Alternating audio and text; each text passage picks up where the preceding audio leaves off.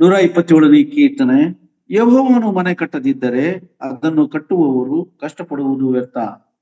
ಯೆಹೋವನು ಪಟ್ಟಣವನ್ನು ಕಾಯದಿದ್ದರೆ ಕಾವಲುಗಾರರು ಅದನ್ನು ಕಾಯುವುದು ವ್ಯರ್ಥ. ಬೇರೆ ಬೆಳಗಾಗುವುದಕ್ಕಿಂತ ಮುಂಚೆ ಏಳುವವರೇ, ಹೊತ್ತು ಮೀರಿ ಮಲಗುವವರೇ, ನೀವು ಆಹಾರಕ್ಕಾಗಿ ಕಷ್ಟಪಡುವುದು ವ್ಯರ್ಥ. ಆತನು ಅದನ್ನು ತನ್ನ ಪ್ರಿಯರಿಗೆ ನಿದ್ರೆಯಲ್ಲೂ ಕೊಡುತ್ತಾನೆ. ಈ ವಾಕ್ಯಕ್ಕಾಗಿ ದೇವ್ರ ನಾಮ ಸ್ತೋತ್ರವಾಗಲಿ. ಪ್ರಿಯರೇ, ಬಹಳಷ್ಟು ಆಲೋಚನೆಗಳು ನಿಮ್ಮ ಮುಂದೆ ಬಂದಿರಬಹುದು. ಸಂದೇಶಕರು ಏನು ಆಲೋಚನೆ ಹೇಳಬಹುದು ಎಂಬುದಾಗಿ. ಪ್ರಿಯರ, ನನ್ನ ಸಂದೇಶ ದೇವರ ಚಿತ್ತಾನುಸಾರವಾದಂತಹ ಸಂದೇಶ. ಮನುಷ್ಯರ ಆಲೋಚನೆ, ಮನುಷ್ಯರ ಜ್ಞಾನ, ಮನುಷ್ಯರ ತಿಳುವಳಿಕೆ, ಮನುಷ್ಯರ ಗ್ರಹಿಕೆ ಅಲ್ಲ. ಇದು ದೇವರ ಆಲೋಚನೆ. ದೈವಪೂರಿತವಾದಂತಹ ವಾಕ್ಯವನ್ನ, ದೇವರ ಉದ್ದೇಶವನ್ನ ನಾನು ಆತ್ಮನ ಕಾರ್ಯಗಳನ್ನು ನಿಮ್ಮೊಟ್ಟಿಗೆ ಹಂಚಿಕೊಳ್ಳುವನಾಗಿದ್ದೇನೆ. ಯೆಹೋವನು ಮನೆ ಕಟ್ಟದಿದ್ದರೆ ಮನೆ ಕಟ್ಟುವವರು ಪ್ರಯಾಸ ಪಡುವುದು ವ್ಯರ್ಥ ಎಂಬುದಾಗಿ. ಪ್ರಿಯರೇ, ದೇವರು ಮನೆ ಕಟ್ಟಬೇಕಾದರೆ ಏನು? ದೇವರು ನಮ್ಮ ಜೊತೆಯಲ್ಲಿ ಇರಬೇಕು. ದೇವರು ಮನೆ ಕಟ್ಟಬೇಕಾದರೆ ಯಾರು ಇರಬೇಕು? ನಮ್ಮ ಜೀವಿತದಲ್ಲಿ ದೇವರು ನಮ್ಮೊಂದಿಗೆ ಇರಬೇಕು. ಮನೆ ಕಟ್ಟುವುದು ಎಂದರೆ ಅರ್ಥವೇನು ಎಂಬುದಾಗಿ ನೋಡುವಾಗ, ದೇವರು ಕುಟುಂಬವನ್ನ ಕಟ್ಟಬೇಕು. ಬೇರೆ ಅರ್ಥ ಮಾಡಿಕೊಳ್ಳಿರಿ. ಎಷ್ಟೋ ಜನ ಬೇರೆ ಬೇರೆ ರೀತಿಯಲ್ಲಿ ಉಪದೇಶಿಸುತ್ತಾ ದೇವರ ವಾಕ್ಯವನ್ನ ಹೇಳ್ತಾರೆ. ಆದರೆ ದೇವರ ಚಿತ್ತವನ್ನ, ದೇವರ ದೈವ ಪ್ರೇರಿತವಾದಂತಹ ವಾಕ್ಯವನ್ನ, ಅದರ ಉದ್ದೇಶವನ್ನು ನಾವು ತಿಳಿಯಬೇಕು. ಅನೇಕ ಸಾರಿ ನಾವು ಮನೆಗಳನ್ನ ಕಟ್ಟುವುದನ್ನು ನಾವು ತಿಳಿದುಕೊಳ್ಳುತ್ತೇವೆ. ಆ ಮನೆ ಕಟ್ಟಡ, ಗೋಡೆ, ಕಲ್ಲು ಅದು ಅಲ್ಲ ಪ್ರಿಯರೇ. ನಿಜವಾಗಿ ಅರ್ಥ ಕುಟುಂಬವನ್ನ ಕಟ್ಟದಿದ್ದರೆ ಎಷ್ಟು ಪ್ರಯಾಸ ಪಟ್ಟರೂ ವ್ಯರ್ಥ ಎಂಬುದಾಗಿ. ಕುಟುಂಬ ಕಟ್ಟಬೇಕಾದರೆ ದೇವರು ನಮ್ಮ ಜೊತೆಯಲ್ಲಿ ಇರಬೇಕು. ಪ್ರಿಯರೇ, ನಿಮ್ಮ ಒಟ್ಟಿಗೆ ನಾನು ಹಂಚಿಕೊಳ್ಳುವಂತ ವಾಕ್ಯ ಬಹಳ ಅದ್ಭುತವಾದಂತ ವಾಕ್ಯ. ಯಾರು ತಾತ್ಸಾರ ಮಾಡಬೇಡಿರಿ, ಕೊನೆಯವರೆಗೂ ಕೇಳಿರಿ. ನಮ್ಮ ಜೀವಿತದಲ್ಲಿ ಆತನು ಇದ್ದಾನೋ ಇಲ್ಲವೋ ಎಂಬ ಪರೀಕ್ಷೆ ನಿಮ್ಮೊಳಗೆ ಈ ದಿನ, ಈ ಕ್ಷಣ, ಈ ಸಮಯದಿಂದ ಪ್ರಾರಂಭವಾಗುತ್ತದೆ.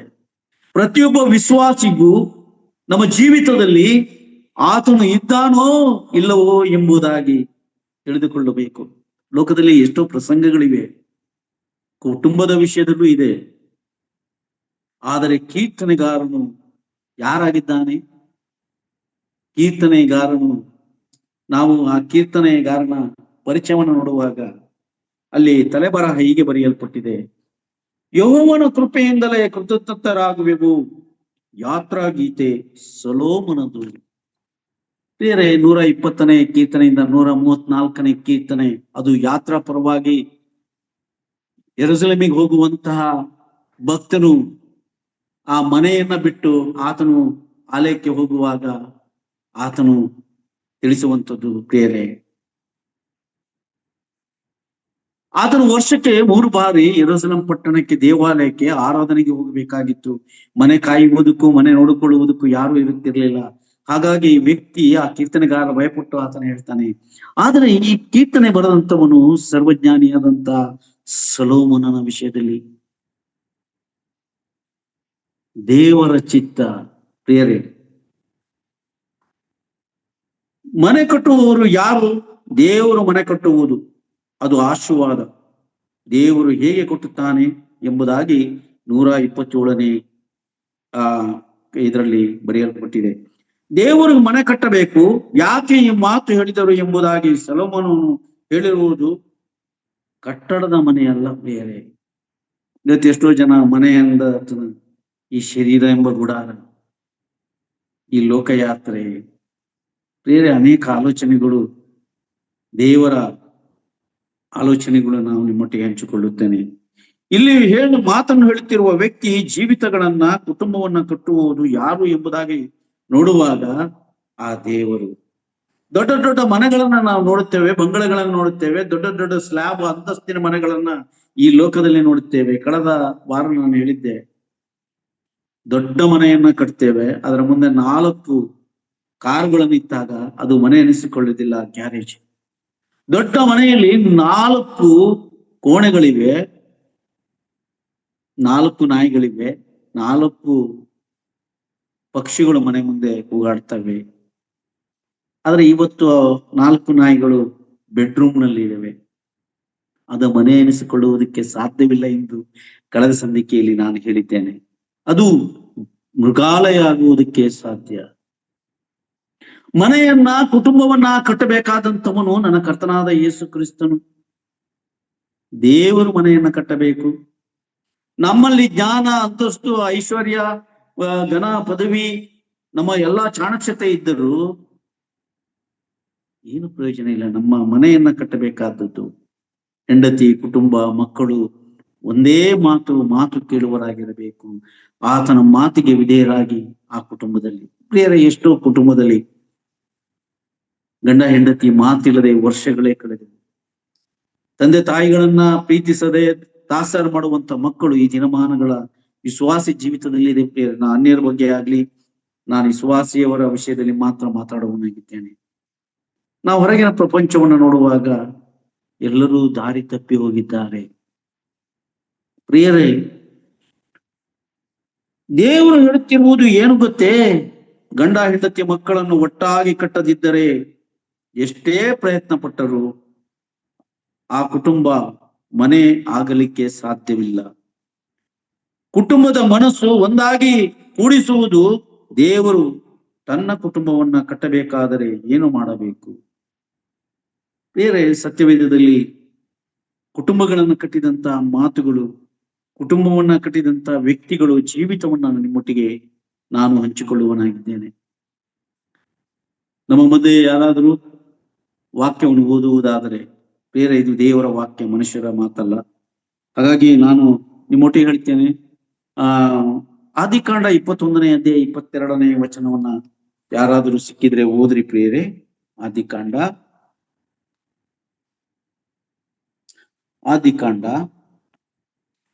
21-22 ಅರಿಲ್ವಾ? ನಾನು ಓದ್ತೀನಿ. 21-22 ಬ್ರದರ್. ಹೌದು ಸಿಸ್ಟರ್, ಇವನ್ ಸಿಸ್ಟರ್ ಓದಿ. ಆ ಕಾಲದಲ್ಲಿ ಅಭಿಮೇಲೆಕನು ತನ್ನ ಸೇನಾಪತಿಯಾದ ಫಿಕೋಲ್ನ ಸಮೇತ ಅಬ್ರಹಾಮನಿಗೆ, ನೀನು ಮಾಡುವ ಎಲ್ಲಾ ಕೆಲಸಗಳಲ್ಲಿಯೂ ದೇವರು ನಿನ್ನ ಸಂಗಡ ಇದ್ದಾನಾದ್ದರಿಂದ ನೀನು ಈ ಸ್ಥಳದಲ್ಲಿ ನನ್ನೊಂದಿಗೆ ಒಡಂಬಡಿಕೆ ಮಾಡಿಕೊಂಡು, ನೀನು ನನಗಾಗಲಿ ನನ್ನ ಪುತ್ರ ಪ್ರೌಢರಿಗಾಗಲಿ ಏನು ಅನ್ಯಾಯ ಮಾಡದೆ ನಾನು ನಿನಗೆ ಹಿತವನ್ನು ಮಾಡಿದಂತೆಯೇ ನನಗೂ ನೀನು ಇಳುಕೊಂಡಿರುವ ಈ ದೇಶಕ್ಕೂ ಹಿತವನ್ನು ಮಾಡುವುದಾಗಿ ದೇವರ ಮೇಲೆ ಪ್ರಮಾಣ ಮಾಡಬೇಕೆಂದು ಹೇಳಿದನು. Thank you sister, thank you. ನಿಮ್ಮ ಓದುವಿಕೆಗಾಗಿ ದೇವರು ನಿಮ್ಮನ್ನು ಆಶೀರ್ವದಿಸಲಿ. ಎಷ್ಟೋ ಜನ ದೇವರ ಮಕ್ಕಳಿದ್ದಾರೆ, ವಾಕ್ಯ ಓದುವುದಕ್ಕೂ ದೇವರ ಮುಂದೆ ನಿಂತುಕೊಳ್ಳುವುದಕ್ಕೂ ಬರದೇ ಇರುವ ಸ್ಥಿತಿ ನಮ್ಮ ಆತ್ಮಿಕ ಸ್ಥಿತಿಯಾಗಿದೆ. ಭಯ, ನಾನೇನು ತಪ್ಪು ಮಾಡುತ್ತಾನೋ ಎಂಬ ಭಯ ಇಲ್ಲ ಪ್ರಿಯರೇ. ದೇವರು ಸ್ವರಕ್ತದಿಂದ ಸಂಪಾದಿಸಿಕೊಂಡ ನಾವು ಜನರು ಪ್ರಿಯರೇ. ಕಾರಣ, ನನಗೆ 63 ವರ್ಷಗಳು, ನನಗೆ ಕಣ್ಣಿನ ದೋಷ ಇದೆ, ಕಾಣುವುದಿಲ್ಲ. ಹಾಗಾಗಿ ಬಹಿರಂಗವಾಗಿ ದೇವರ ಮುಂದೆ, ದೇವಜನರ ಮುಂದೆ ನಿಂತುಕೊಳ್ಳಬೇಕು, ವಾಕ್ಯವನ್ನು ಓದಬೇಕು. ವಾಕ್ಯವನ್ನು ಎಷ್ಟು ಸ್ಪಷ್ಟವಾಗಿ, ಅರ್ಥಗರ್ಭಿತವಾಗಿ ಉದ್ದೇಶವನ್ನ ದೇವರು ತಿಳಿಸುವನಾಗಿದ್ದಾನೆ. ಅಬ್ರಹಾಮನ ಜೀವಿತವನ್ನ ಕಟ್ಟಿದವನು ನನ್ನ ಕರ್ತನಾದ ಯೇಸು ಕ್ರಿಸ್ತನು. ನಮ್ಮ ಜೀವಿತವನ್ನ ನಾವು ಕಟ್ಟಿಕೊಳ್ಳುವುದಕ್ಕೆ ಸಾಧ್ಯವಿಲ್ಲ ಪ್ರಿಯರೇ. ಬಹಳ ಕಷ್ಟ, ಬಹಳ ಪ್ರಯಾಸ. ನಮ್ಮ ಬದುಕನ್ನು ಕಟ್ಟಿಕೊಳ್ಳುವುದು ಬಹಳ ಕಷ್ಟ. ಇಲ್ಲಿ ಹೇಳುವಂತ ವಚನ ನೋಡುವಾಗ, ಆ ಕಾಲದಲ್ಲಿ ಅಭಿಮೇಲೆಕನು ತನ್ನ ಸೇನಾಧಿಪತಿಯಾದ ಪೀಕೋಲನ ಸಮೇತ ಅಬ್ರಹಾಮನಿಗೆ, ನೀನು ಮಾಡುವ ಎಲ್ಲಾ ಕೆಲಸದಲ್ಲಿಯೂ ದೇವರು ನಿನ್ನ ಸಂಗಡ ಇದ್ದಾನೆ. ಅಬ್ರಹಾಮನ ಸಂಗಡ ಯಾರಿದ್ದಾರೆ ಪ್ರಿಯರೇ? ದೇವರು ಇದ್ದಾನೆ. ಹಾಗಾಗಿ ಅಮಲೇಕನಾದಂತಹ, ಅರಸನಾದಂತಹ, ಅನ್ಯನಾದಂತಹ ಒಬ್ಬ ವ್ಯಕ್ತಿ ಅಬ್ರಹಾಮನ ಬಳಿಗೆ ಬಂದು ಆತನು ಸಂಧಾನ, ಒಡಂಬಡಿಕೆ ಮಾಡಿಕೊಳ್ಳುತ್ತಾನೆ. ಯಾಕೆ? ಭಯ.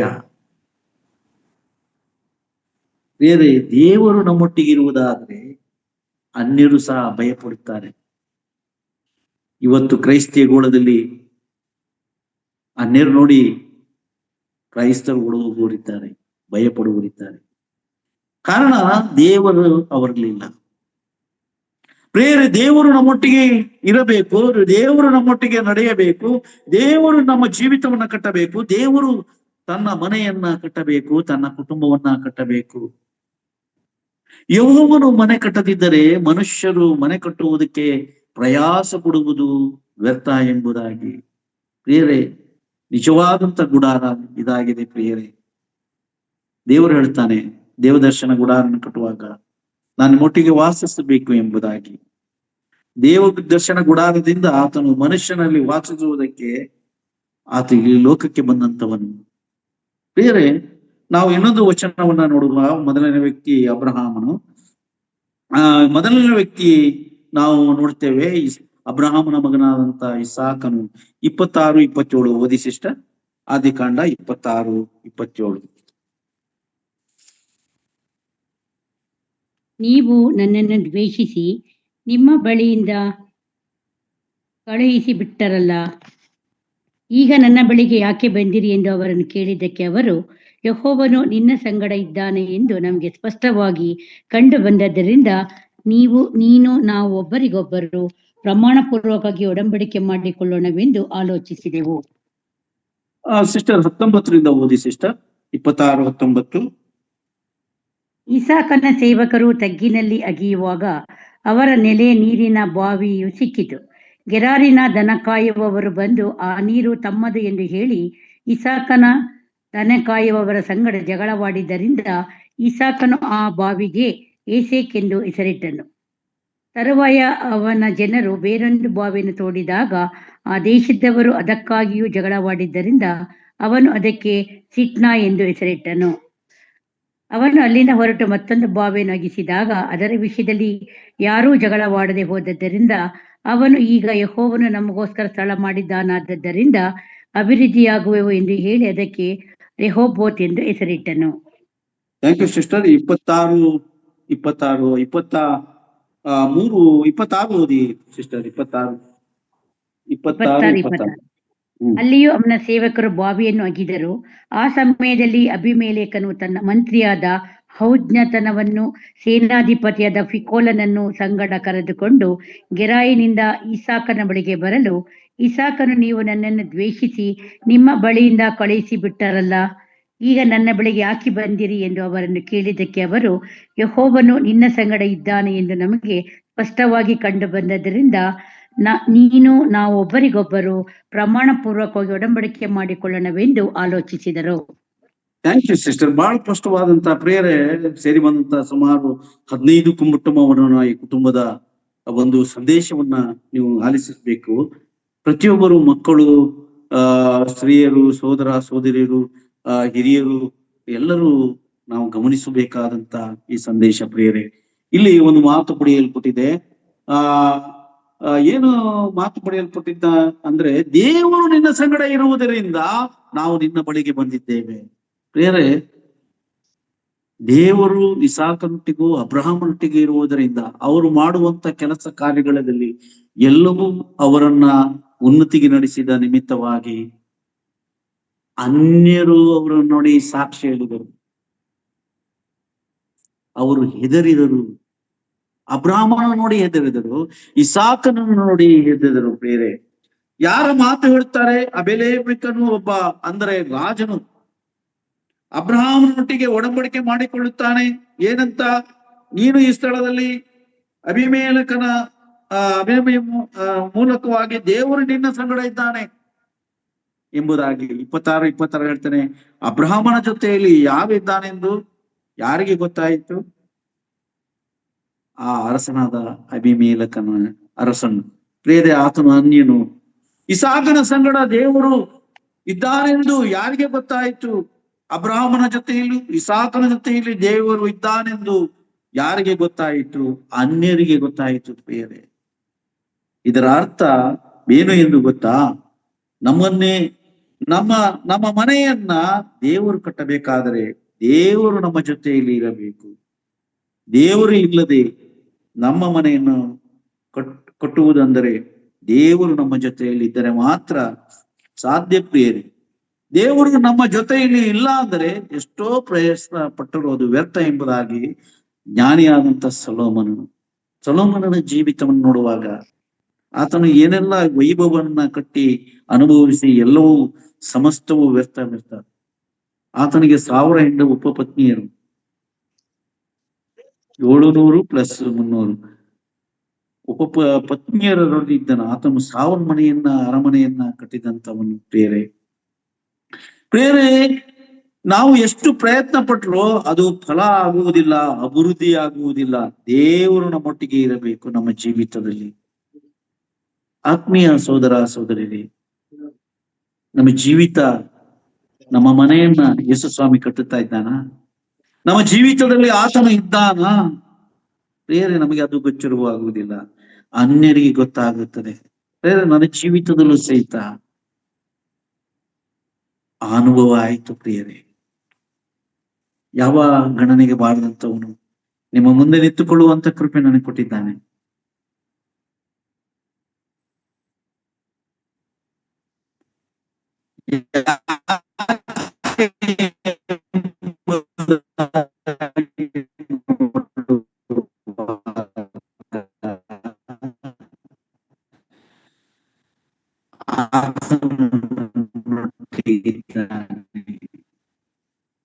ಆತನ ಉಪದೇಶವನ್ನ ಕೇಳಿ ದಾರಿಯ ಮಗ್ಗಲಲ್ಲಿ, ಮುಳ್ಳು ಗಿಡಗಳಲ್ಲಿ ಮಗ್ಗಲಲ್ಲಿ, ಬಂಡೆಯ ಮೇಲೆ, ಸಮದಟ್ಟವಾದಂತ ನೆಲದ ಮೇಲೆ ಬಿದ್ದಂತ ಬೀಜ, ಸಮದಟ್ಟವಾದಂತ ಬೀಜ ನೆಲದಲ್ಲಿ ಬಿದ್ದಂತ ಸಮೃದ್ಧಿಯಾಗಿ 100ಕ್ಕೆ 100 ಫಲ ಕಾಣಿತು ಎಂಬುದಾಗಿ ನೋಡುತ್ತೆ. 26ನೇ ಅಧ್ಯಾಯ 12ನೇ ವಚನದಲ್ಲಿ ಇಸಾಕನು ಬಿತ್ತಿದಂತ ಬೀಜ 100ಕ್ಕೆ 100 ಫಲ ಕಾಣಿತು.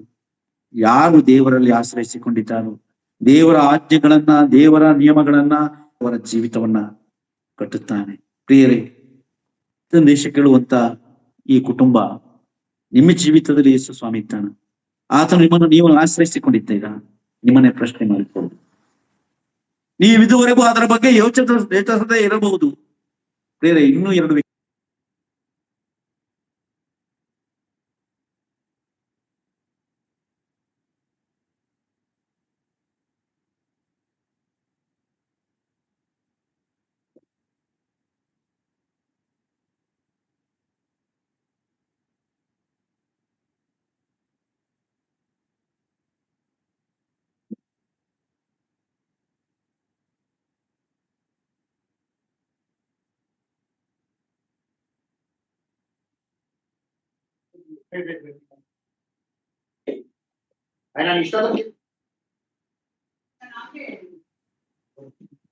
ಕೇಳ್ತಾ ಇದೆಯಾ ಬ್ರದರ್?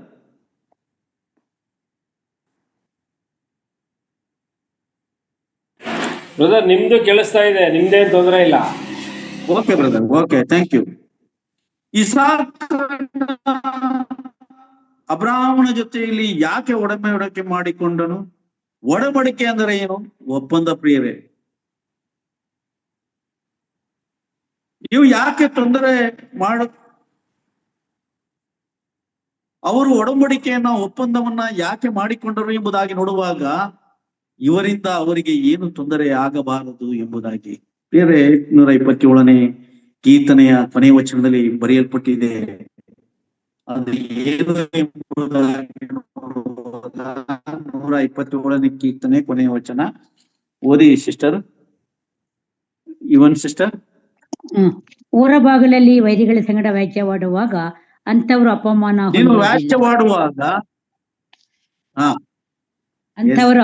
ಹೊಂದಿದ್ದಾರೆ. ಏನು ಸರಿ ಬೇರೆ, ನಾವು 16ನೇ ವಚನದಲ್ಲಿ ಇಸಾಕನ ವಿಷಯದಲ್ಲಿ ನಾವು ಮಾತಾಡೋಣ. ಇಸಾಕನ ವಿಷಯದಲ್ಲಿ 26:16 ಓದಿ ಸಿಸ್ಟರ್. 26:15.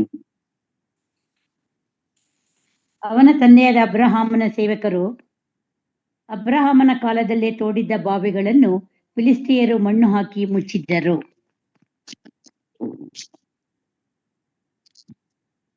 ಓದಿ ಓದಿ. ಮುಂದಕ್ಕೆ ಓದ್ಲಾ? ಪೂರ್ತಿ ಓದಿ ಸಿಸ್ಟರ್. ಓದಿ. ಅವನ ತಂದೆಯಾದ ಅಬ್ರಹಾಮನ ಸೇವಕರು ಅಬ್ರಹಾಮನ ಕಾಲದಲ್ಲೇ ತೋಡಿದ ಬಾವಿಗಳನ್ನು ಫಿಲಿಸ್ಟಿಯರು ಮಣ್ಣು ಹಾಕಿ ಮುಚ್ಚಿದ್ದರು. ಹೀಗಿರಲಾಗಿ ಅಬಿಮೆಲೆಕನು ಇಸಾಕನಿಗೆ, ನೀನು ನಮಗಿಂತ ಬಹು ಬಲಿಷ್ಠನಾಗಿದ್ದಿ, ಆದುದರಿಂದ ನಮ್ಮ ಬಳಿಯಿಂದ ಹೊರಟು ಹೋಗಬೇಕು ಎಂದು ಹೇಳಲು, ಇಸಾಕನು ಅಲ್ಲಿಂದ ಹೋಗಿ ಗೆರಾರ್ ತಗ್ಗಿನ ಬಯಲಿನಲ್ಲಿ ಬೀಡಾರ ಮಾಡಿಕೊಂಡು ಅಲ್ಲಿ ವಾಸವಾಗಿದ್ದನು. 16-17 ಓದಿ. ನನಗಿಂತಲೂ ನೀನು ಬಲಿಷ್ಠನು, ದೇವರು ನಿನ್ನೊಟ್ಟಿಗಿದ್ದಾನೆ ಎಂಬುದಾಗಿ 13:2 ಓದಿ ಸಿಸ್ಟರ್. 13:2. ಆದಿಕಾಂಡ 13:2. ಆದಿಕಾಂಡ 26:3 ಓದಿ. 26:3. ಅಬ್ರಹಾಂ ಒಂದ್ ನಿಮಿಷ. ಆದಿಕಾಂಡ 13:2. 13:2. ಅಲ್ಲಿ ಯೆಹೋವನು ಅವನಿಗೆ ದರ್ಶನ ಕೊಟ್ಟು, ನೀನು ಐಗುಪ್ತ ದೇಶಕ್ಕೆ ಇಳಿದು ಹೋಗಬೇಡ, ನಾನು ಹೇಳುವ ದೇಶದಲ್ಲಿ ನೀನು ವಾಸ ಮಾಡಬೇಕು. ನೀನು ಈ ದೇಶದಲ್ಲಿ ಪ್ರವಾಸಿಯಾಗಿರು. ನಾನು ನಿನ್ನ ಬಳಿಯಲ್ಲಿದ್ದು ನಿನ್ನನ್ನು ಅಭಿವೃದ್ಧಿಪಡಿಸಿ ನಿನಗೂ ನಿನ್ನ ಸಂತತಿಯವರೆಗೂ ಈ ದೇಶ ಪ್ರದೇಶಗಳನ್ನೆಲ್ಲ ಕೊಡುವೆನು. 13ನೇ ಅಧ್ಯಾಯ 2ನೇ ವಚನ. ಆದಿಕಾಂಡ. ಅಬ್ರಹಾಮನು ಬಹು ಐಶ್ವರ್ಯವಂತನಾಗಿದ್ದನು, ಅವನಿಗೆ ಪಶುಗಳು ಬೆಳ್ಳಿ ಬಂಗಾರಗಳು ಇದ್ದವು. ಸಾಕು. ಅಬ್ರಹಾಮನೇನಾಗಿದ್ದ? ಬಹು ಐಶ್ವರ್ಯವಂತನಾಗಿದ್ದ. ಈಗ 26:3ಕ್ಕೆ ಹೋಗೋಣ. 26:3. ನೀನು ಈ ದೇಶದಲ್ಲಿ ಪ್ರವಾಸಿಯಾಗಿರು, ನಾನು ನಿನ್ನ ಬಳಿಯಲ್ಲಿ ಇದ್ದು ನಿನ್ನನ್ನು ಅಭಿವೃದ್ಧಿಪಡಿಸಿ ನಿನಗೂ ನಿನ್ನ ಸಂತತಿಯವರೆಗೂ ಈ ಪ್ರದೇಶಗಳನ್ನೆಲ್ಲ ಕೊಡುವೆನು. ಓದಿ 4ನೇ ವಚನ. ನಿನ್ನ ತಂದೆಯಾದ ಅಬ್ರಹಾಮನು ನನ್ನ ಮಾತನ್ನು ಕೇಳಿ ನಾನು ಹೇಳಿದಂತೆ ಮಾಡಿ ನನ್ನ ಆಜ್ಞಾ ನೇಮ ವಿಧಿಗಳನ್ನು ಕೈಕೊಂಡು ನಡೆದದ್ದರಿಂದ ನಾನು ಅವನಿಗೆ ಮಾಡಿದ್ದ ಪ್ರಮಾಣವನ್ನು ನೆರವೇರಿಸಿ ನಿನ್ನ ಸಂತತಿಯವರನ್ನು ಆಕಾಶದಲ್ಲಿರುವ ನಕ್ಷತ್ರಗಳನ್ನಷ್ಟಾಗಿ ಮಾಡಿ ಅವರಿಗೆ ಈ ಪ್ರದೇಶಗಳನ್ನೆಲ್ಲ ಕೊಡುವೆನು. ಸಾಕು. ಎಲ್ಲಾ ಜನಾಂಗಗಳಿಗೂ ಸಾಕು. ದೇವರು ಅವರೊಟ್ಟಿಗೆ ಮಾಡಿಕೊಂಡಂತ ಮಾತುಗಳು ದೇವರು ನೆರವೇರಿಸಿದನು. ದೇವರು ನಮ್ಮೊಟ್ಟಿಗೆ ಇರಬೇಕು ಪ್ರಿಯರೇ. ಸಂದೇಶ ಕೇಳುವಂತ ನನ್ನ ಪ್ರಿಯ ಸೋದರರೇ, ಸೋದರಿಯರೇ, ದೇವರು ನಮ್ಮೊಟ್ಟಿಗೆ ನಮ್ಮ ಮನೆಯಲ್ಲಿ ಆತನು ವಾಸವನಾಗಿರಬೇಕು. ನಮ್ಮ ಗುಡಾರದಲ್ಲಿ ಆತನು ನಡೆಯಬೇಕು. ನಾವು ಮಾಡುವಂತ ಕೆಲಸ ಕಾರ್ಯಗಳನ್ನ ಆಶೀರ್ವದಿಸುವನಾಗಿರಬೇಕು. ಪ್ರಿಯರೇ, ನನ್ನ ಜೀವಿತದಲ್ಲೂ ಸಹಿತ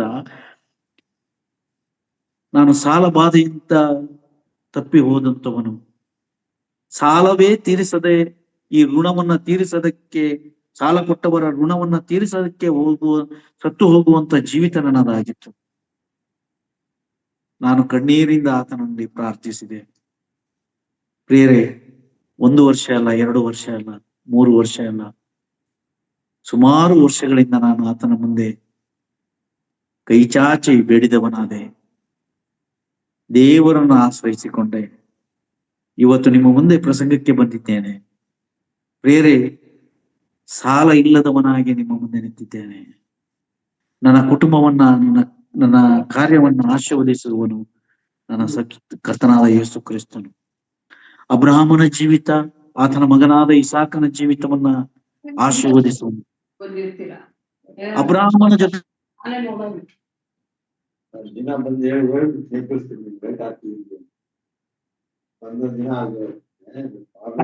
ಶ್ರೀಮಂತನಣ್ಣ, ಪದ್ಮರಾಜು ಅವರನ್ನ ಸ್ವಲ್ಪ ಮ್ಯೂಟ್ ಮಾಡಿ.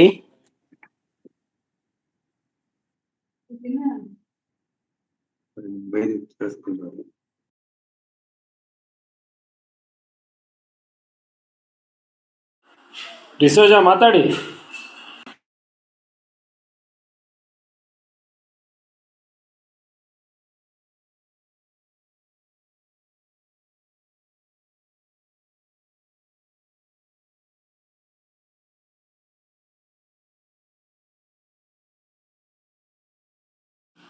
ಡಿಸೋಜ ಅನ್ಮ್ಯೂಟ್ ಮಾಡಿ, ನಿಮ್ದು ಅನ್ಮ್ಯೂಟ್ ಮಾಡಿ. 31:3 ಹೋದ್ರಿ ಯಾರು?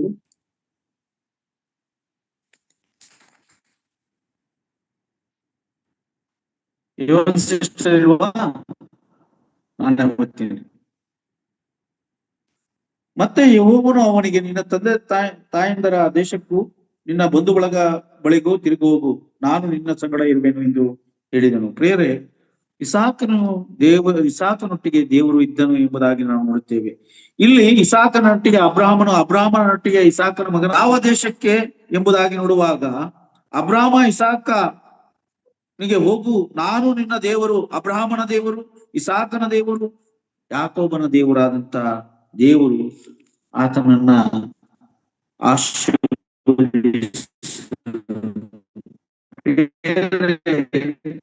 ಯಾಕೋಬನೊಟ್ಟಿಗೆ ದೇವರು ಆತನು ಯಾವಾಗಲೂ ಇದ್ದು ತನ್ನ ಕಾರ್ಯಗಳನ್ನ ಆತನು ಮಾಡಿದವನಾದನು. ಬೇರೆ ನಮ್ಮ ಜೀವಿತದಲ್ಲೂ ಸಹಿತ ದೇವರು ನಮ್ಮ ಬಳಿಗೆ ಇರಬೇಕು.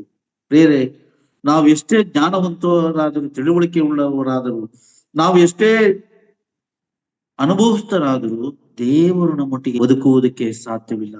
ನಾನು ಯೋಹಾನ ಸುವಾರ್ತೆ 15ನೇ ಅಧ್ಯಾಯ ಹೇಳಿದ್ದೇನೆ, ನನ್ನನ್ನು ಬಿಟ್ಟು ನೀವು ಏನು ಮಾಡಲಾರಿರಿ. ಬೇರೆ ದೇವರು ನಮ್ಮೊಟ್ಟಿಗೆ ಇರಬೇಕು. ನಾವು ದೇವರ ವಿರುದ್ಧವಾಗಿ ತಪ್ಪುಗಳನ್ನ ಮಾಡಬೇಕು. ಯಾಕೋಬನ 39, ಯಾಕೋಬನ ಮಗನಾದಂತ ಯೋಸೇಫನ ಜೀವಿತವನ್ನ ನಾವು ಓದಿಕೊಳ್ಳೋಣ.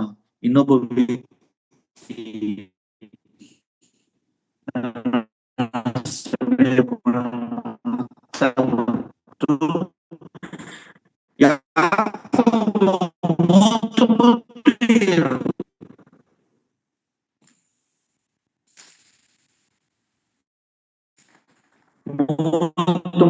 ಯಾರು ಹೋದ್ರಿ 2 ಐಗುಪ್ತನಾದ ತನ್ನ ದಣಿಯ ಮನೆಯೊಳಗೆ ಸೇವಕನಾದನು. ಯೆಹೋವನು ಯೋಸೇಫನ ಸಂಗಡವಿದ್ದು ಅವನು ಮಾಡುವ ಕೆಲಸವೆಲ್ಲ ಸಫಲವಾಗುವಂತೆ ಮಾಡುತ್ತಾನೆಂದು ಅವನ ದಣಿಯು ತಿಳಿದು ಅವನ ಮೇಲೆ ದಯವಿಟ್ಟು ಅವನನ್ನು ಸ್ವಂತ ಸೇವಕನಾಗಿ ನೇಮಿಸಿಕೊಂಡನು. ಬೇರೆ ಯೋಸೇಫನು ಆತನು ಗಣನೆಗೆ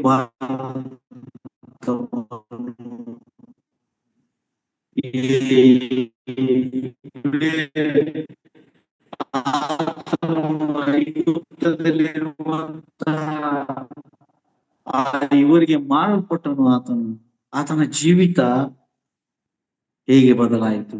ಬೇರೆ ಹೇಳಬೇಕಾದ್ರೆ ಆ ಮನೆ ದಾಸನಾದಂತಹ ಇಸಾಕ ಯೋಸೇಫನ ಜೀವಿತ ನೋಡಿ ದೇವರು ಇವನೊಟ್ಟಿಗಿದ್ದಾನೆ, ಇವನು ಮಾಡುವ ಕಾರ್ಯಗಳೆಲ್ಲ ಸಫಲವಾಗುತ್ತದೆ. ಹಾಗಾಗಿ ಆ ಮನೆಯ ಆ ಒಂದು ಎಲ್ಲ ಜವಾಬ್ದಾರಿಯನ್ನ ಆತನಿಗೆ ಕೊಟ್ಟು ಆತನ ನಡೆಸುವನಾಗಿದ್ದಾನೆ. ಬೇರೆ ಯೋಸೇಫನ ಜೊತೆ ಇದ್ದಂತ ದೇವರು ಏನು ಮಾಡುತ್ತಾನೆ? ಅವನು ಮಾಡುವ ಕೆಲಸಗಳೆಲ್ಲ ಅವನು ಆಶೀರ್ವದಿಸುತ್ತಾನೆ. ಆ ಮಾಲೀಕನು ಆತನ ಮೇಲೆ ದಯೆ ತೋರಿಸುತ್ತಾನೆ. ಯೋಸೇಫನ ಜೊತೆ ದೇವರು ಇದ್ದರೆ, ದೇವರು ಅವನೊಟ್ಟಿಗಿದ್ದರಿಂದ ಅವನ ಕೆಲಸವು 100ಕ್ಕೆ 100.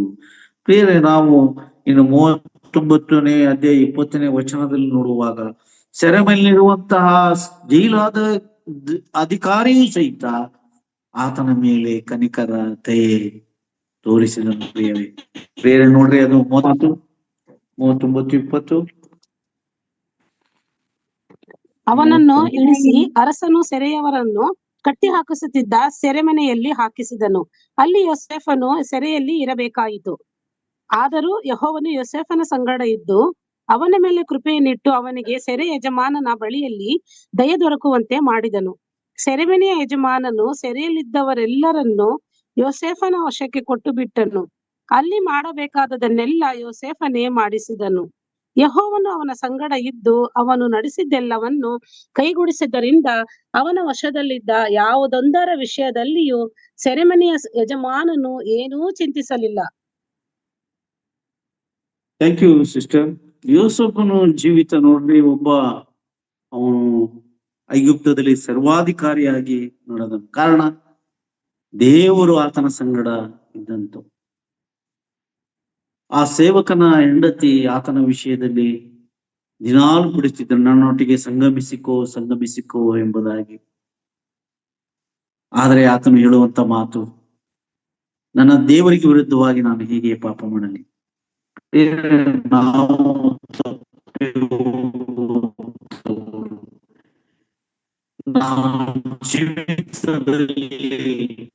ನಮ್ಮ ಆಸೆ, ಶರೀರದ ಆಸೆಯನ್ನ ಹಂಬಲಿಸುವಂತವರು, ಈ ಶರೀರದ ಆಸೆಗೆ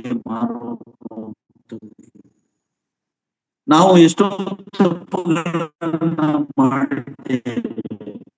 ಅದರ ನಿಮಿತ್ತವಾಗಿ ದೇವರ ಕಾರ್ಯಗಳು. ಯೋಸಪ್ಪನೇ ಹೇಳ್ತಾನೆ, ನನ್ನ ದೇವರು ನನ್ನೊಟ್ಟಿಗಿದ್ದಾನೆ, ನಮ್ಮೊಟ್ಟಿಗಿದ್ದಾನೆ. ಪ್ರಸಂಗವನ್ನ ಕೇಳುವಂತ ನನ್ನ ಹಿರಿಯರಿದ್ದಾರೆ, ನನ್ನ ತಾಯಿಂದರಿದ್ದಾರೆ, ನನ್ನ ಸೋದರ ಸೋದರಿದ್ದಾರೆ. ಪ್ರಿಯರೇ, ಯೌವನ ಪ್ರಾಯದಲ್ಲಿ ನಾವು ಎಷ್ಟೋ ತಪ್ಪುಗಳನ್ನು ಮಾಡಿದ್ದೇವೆ. ರಕ್ಷಣಾ ಆನಂದವನ್ನ ಪಟ್ಟ ನಂತರ ನನ್ನ ದೇವರಿಗೆ ವಿರುದ್ಧವಾಗಿ, ನನ್ನ ದೇವರ ಕಾರ್ಯಗಳಿಗೆ ವಿರುದ್ಧವಾಗಿ ನಾವು ತಪ್ಪಿ ಹೋದಂಥವರು. ನಮ್ಮ ಜೀವಿತವನ್ನ, ನಮ್ಮ ಮನೆಯನ್ನ, ನನ್ನ ಕುಟುಂಬವನ್ನ ನಮ್ಮ ದೇವರು ಕಟ್ಟಬೇಕು ಪ್ರಿಯರೇ, ಮನುಷ್ಯರಲ್ಲ.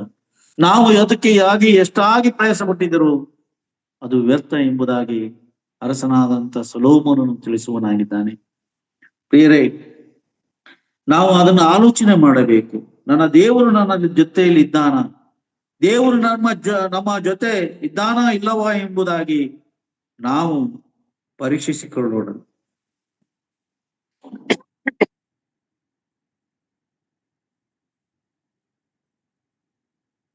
ನಮ್ಮ ದೇವರು ಇದ್ದಾನ ಇಲ್ಲ ಎಂಬುದಾಗಿ ಕೆಲವರಿಗೆ ಅನುಮಾನ. ದೇವರು ನನ್ನೊಟ್ಟಿಗೆ ಇದ್ದಾನೆ ಎಂದು ದೃಢತೆ ನಮ್ಮಲ್ಲಿ ಇದೆಯಾ? ದೇವರು ಗೊತ್ತಿಲ್ಲದೆ ದೇವರಿಗೆ ಗೊತ್ತಿಲ್ಲ, ಆದರೆ ದೇವರೊಟ್ಟಿಗೆ ನಾವು ಕಣ್ಣೀರನ್ನು ಸುರಿಸಬೇಕು, ದೇವರೊಟ್ಟಿಗೆ ಪ್ರಾರ್ಥಿಸಬೇಕು. ದೇವರ ಪ್ರೀತಿ, ದೇವರ ಕಾರ್ಯಗಳನ್ನ ನಮ್ಮ ಜೀವಿತದಲ್ಲಿ ಅಳವಡಿಸಿಕೊಳ್ಳಬೇಕು.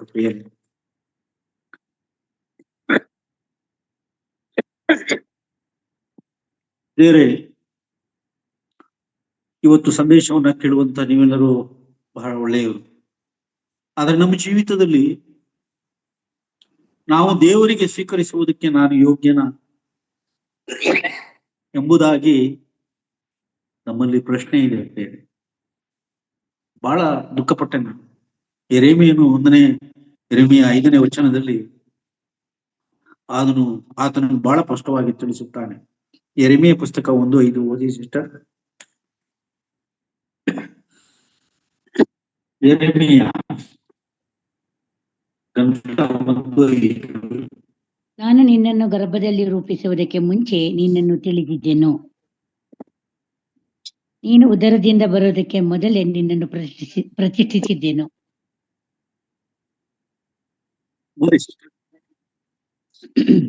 ಜನಾಂಗಕ್ಕಿಂತ ಮುಂಚೆ ನಮ್ಮನ್ನ ತಿಳಿದಂತ ದೇವರು ಆತನು. ಸಾಕು. ನಮ್ಮ ಜೀವಿತ ಆತನಿಗೆ ತಿಳಿದಿದೆ, ಆದರೆ ಆತನನ್ನು ನಾವು ತಿಳಿದಿಲ್ಲ. ನಮ್ಮ ಜೀವಿತ ಆತನಿಗೆ ಕೊಡಬೇಕು. ಆತನು ಹೇಳಿದಂತೆ ನಡೆಯಬೇಕು.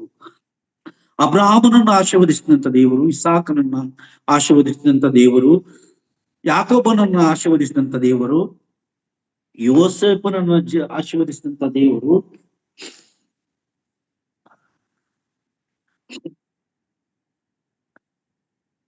ನಮ್ಮನ್ನು ಆಶೀರ್ವದಿಸುವನಾಗಿದ್ದಾನೆ. ಬೇರೆ ನಾವು ಆಶೀರ್ವದಿಸಲ್ಪಟ್ಟಿದ್ದೇವ? ನಮ್ಮ ಜೀವಿತದಲ್ಲಿ ಆತನಿದ್ದಾನೆ. ಆತನ ಕಾರ್ಯಕ್ಕೆ ವಿರುದ್ಧವಾಗಿ ನಾವೇನಾದ್ರೂ ಮಾಡುವರಾಗಿದ್ದೇವ? ನಮ್ಮನೆ ನಾವು ಪರೀಕ್ಷಿಸಿಕೊಳ್ಳೋಣ. ನಮ್ಮ ಕುಟುಂಬ ಕಟ್ಟಬೇಕಾದರೆ ಯೆಹೋವನು ಮನೆ ಕಟ್ಟದಿದ್ದರೆ ಮನುಷ್ಯರು ಮನೆ ಕಟ್ಟುವುದು ವ್ಯರ್ಥ. ಬೇರೆ ಯಾಕೋಬನ ಜೀವಿತದಲ್ಲೂ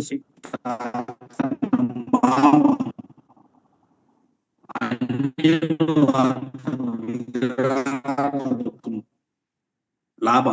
ಆತನು ಸಹಿತ ಒಂದು ಮಾತನ್ನು ಹೇಳ್ತಾನೆ, ನೀನು ನನ್ನ ಮನೆಯನ್ನ ಬಿಟ್ಟು ಹೋಗಬೇಡ, ನಿನ್ನ ನಿಮಿತ್ತವಾಗಿ ನನಗೆ ಆಶೀರ್ವಾದ ಉಂಟು, ದೇವರು ನಿನ್ನೊಟ್ಟಿಗಿದ್ದಾನೆ. ಯಾಕೋಬನ ನಿಮಿತ್ತವಾಗಿ ಅನ್ಯನಾದಂತ ಲಾಭನು ಸಹಿತ ಸಾಕ್ಷಿ ಹೇಳುವನಾಗಿದ್ದಾನೆ. ಪ್ರಿಯರೇ, ನಾನು ಮುಂದಿನ ಸಂದೇಶದಲ್ಲಿ ಈ ಸಂದೇಶವನ್ನು ಎಷ್ಟೋ ಕುಟುಂಬ ಕಟ್ಟುವಬೇಕು. ನನ್ನ ಮನೆ ಮಾತ್ರ ನಾನು ಕೊಟ್ಟುವುದಲ್ಲ, ಇನ್ನೊಬ್ಬರ ಜೀವಿತ, ಇನ್ನೊಬ್ಬರ ಕುಟುಂಬ, ಇನ್ನೊಬ್ಬರ ಮನೆ ನಾವು ಕಟ್ಟುವರಾಗಿರಬೇಕು. ಬೇರೆ ನಾನು ಸಂಕಷ್ಟದಲ್ಲಿದ್ದಾಗ ನಾನು ಎಷ್ಟೋ ಸಾರಿ ದೇವರನ್ನು ಬಿಟ್ಟು ನನಗೆ ಸಹಾಯಕನಾಗಿ ಆತನು ಸಾಲವಾಗಿದ್ದಾನೆ. ನನ್ನ ಕುಟುಂಬ ಚೆದರಿ ಹೋದಂತ ಕುಟುಂಬ, ನನ್ನ ಕುಟುಂಬವನ್ನ ಕಟ್ಟಿದವನು ನನ್ನ ಕರ್ತನಾದ ಕೃಷ್ಣ. ನಾನು ಕಟ್ಟಿರುವಂತ ಮನೆ ಸಾಲ ಬಾಧೆಯ ನಿಮಿತ್ತ ಅದು ಮಾರಲ್ಪಟ್ಟಿತ್ತು. ಆಗ ತಿಳಿಯಿತು, ಯೆಹೋವನು ಮನೆ ಕಟ್ಟದಿದ್ದರೆ ಮನುಷ್ಯರು ಮನೆ ಕಟ್ಟುವುದಕ್ಕೆ ಪ್ರಯಾಸ ಪಡುವುದು ವ್ಯರ್ಥ. ಬೇರೆ ಮರಣಕ್ಕೆ ಗುರಿಯಾದಂತ ನನ್ನ ಜೀವಿತ ಆತನೊಟ್ಟಿಗಿರುವುದರಿಂದ ಆತನ ಎಷ್ಟೋ ಕಾರ್ಯಗಳು, ಮಹತ್ ಕಾರ್ಯಗಳು ನನ್ನೊಟ್ಟಿಗೆ ಇದೆ. ಇವತ್ತು CBFವರೆಗೆ ನಿಂತುಕೊಂಡು ನಿಮ್ಮೊಟ್ಟಿಗೆ ನಾನು ಹಂಚಿಕೊಳ್ಳುವನಾಗಿದ್ದೇನೆ. ನನ್ನ ಆಶೀರ್ವಾದಕ್ಕೆ ಕಾರಣ ಆತನು ಪ್ರಿಯರೇ. ನನ್ನ ತಂದೆ ತಾಯಿಗಳ ಆಶೀರ್ವಾದ ಅಲ್ಲ, ನನ್ನ ಬಂಧು ಬಳಗದ ಆಶೀರ್ವಾದ ಅಲ್ಲ.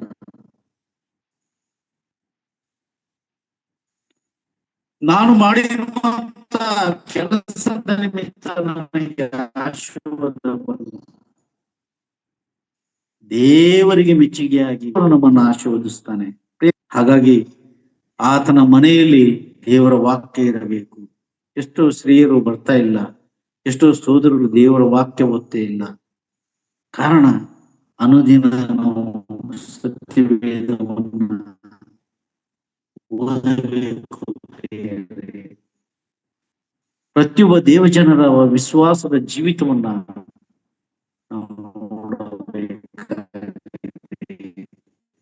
ಹಾಗಾಗಿ 4 ವ್ಯಕ್ತಿಗಳ ಜೀವಿತ, ಅಬ್ರಹಾಮ, ಇಸಾಕ, ಅನ್ಯರು ಸಾಕ್ಷಿ ಹೇಳಿದರು. ಕಾರ್ಯಗಳನ್ನು ನೋಡಿ ಸಾಕ್ಷಿ ಹೇಳುವರೆ. ನಿಮ್ಮ ಜೀವಿತದಲ್ಲಿ ಅನ್ಯರು ಸಾಕ್ಷಿ ಹೇಳುವರಾಗಿದ್ದಾಗ ಪರೀಕ್ಷೆ ಮಾಡಿಕೊಳ್ಳಿರಿ. ಒಬ್ಬರು ದೇವ ಸೇವಕರನ್ನ ಹೇಳಿದರು, ಈತನ ಕುಟುಂಬ ರಕ್ಷಣೆ ಹೊಂದಿಲ್ಲ, ಈತನ ಮಾತು ಯಾಕೆ ನಾವು ಕೇಳಬೇಕು ಎಂಬುದಾಗಿ. ಒಬ್ಬ ದೇವಸೇವಕರಾಗಿ ಒಮ್ಮೆ ಒಬ್ಬ ದೇವಸೇವಕರು ಹೇಳಿದ್ರು, ನೀವು ನಮ್ಮೊಟ್ಟಿಗೆ ಬರಬಾರದು, ಸೇರಬಾರದು ಎಂಬುದಾಗಿ. ಏನು ದೇವಸೇವಕರಿಗೆ ಯೇಸು ಕ್ರಿಸ್ತನ ಮೀಸಲಾಗಿದ್ದಾನ? ಭದ್ರಾವತಿಯ ಒಬ್ಬ ಸೇವಕನು, ಆತನ ಸೇವೆ ಮಾಡುವಾಗ ಆತನ ಜೊತೆಯಲ್ಲಿ 4 ವರ್ಷ ಇದ್ದಂಥವನು ಒಮ್ಮೆ ಹೇಳ್ತಾನೆ, ನೀವು ಇಲ್ಲಿ ಬರಬೇಡ್ರಿ, ಇಂಥ ಸೇವಕರು ಈ ಲೋಕದಲ್ಲಿದ್ದಾರೆ. ಬೇರೆ ನನಗೆ ಹೇಳಿದಂತ, ನನಗೆ ತಾತ್ಸಾರ ಮಾಡಿದಂತ, ನನಗೆ ಕೀಳಾಗಿ ನೋಡಿದಂತ ವ್ಯಕ್ತಿಗಳು ದೇವ ಸೇವಕರು ಅನ್ಯರಲ್ಲ. ಬೇರೆ ಅನ್ಯರು ನಮ್ಮನ್ನು ನೋಡಿ ಗೌರವಿಸುತ್ತಾರೆ, ಪ್ರೀತಿ ಮಾಡುತ್ತಾರೆ. ಅದು ಕ್ರಿಸ್ತನ ನಿಮಿತ್ತ. ನಾನು ಸಮಯ ಹೆಚ್ಚಾಗಿ ತಗೊಂಡಿದ್ದೇನೆ, ದಯವಿಟ್ಟು ನನ್ನನ್ನು ಕ್ಷಮಿಸಿ. ಈ ಸಂದೇಶ ನಿಮ್ಮನ್ನ ಆಶೀರ್ವದಿಸಲಿ. ದೇವರ ನಾಮ ಸ್ತೋತ್ರವಾಗಿ.